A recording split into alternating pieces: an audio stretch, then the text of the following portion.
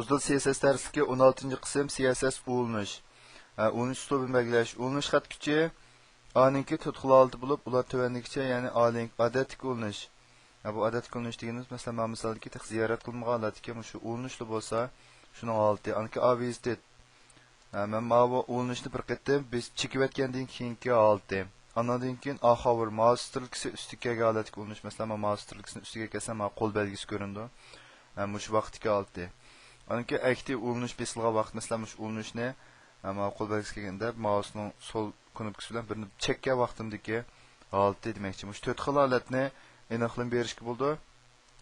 Bunun kodini ko'rgan bo'lsak, masalan, mana ziyorat qilmagan ulanish, mouse strelkasi kelganda mush paytda besilgan ulanish deb buningki 4 xil shu xatningki rangiga 4 xil holatga rangi aniqlab bergan.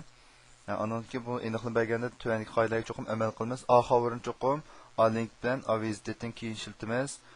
A active cho'qim A hoverdan keyiniga qo'yamiz. Anonki ko'p qo'llanilgan ulanish uslublardan text decoration xarakteri orqali ulunishdagi ost siziqni yo'qotamiz. Masalan, text decoration no'ga xolasda ost siziq qo'yilmaydi. Ammo bu qimmati underline bo'lgan vaqtda ost siziq qo'yildi. Anki buningki yan bir xarakteri background color xarakteri, ya'ni ulunishningki tag rangini belgilash. Buningdimi o'xshamagan 4 xil holatga buningki tag rangini belgilash bo'ldi. Mana misol qaraydigan bo'lsak, masalan, A link deganimizningki tag rangi meyada berilgan. Buningki mana bu ost siziq qimmatiga qanday bo'lganligiga qimmat berilgan ahvol ostida buningki ost siziqi meyada chiqadi. Agar biz bu yerda mana bu text direction now degan qimmatni ekilib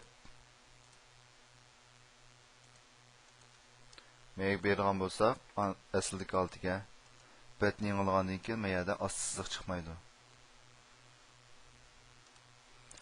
Anandaki mana bu hover, mana bu ustiga kelgan vaqtdagi buningki rangi bilan mana ikki rang o'xshashmaydi. Buni qaraydigan bo'lsak, masalan, mana bu tag rangi o'zgarib, buningki unumi o'xshashmagan holatda chiqdi.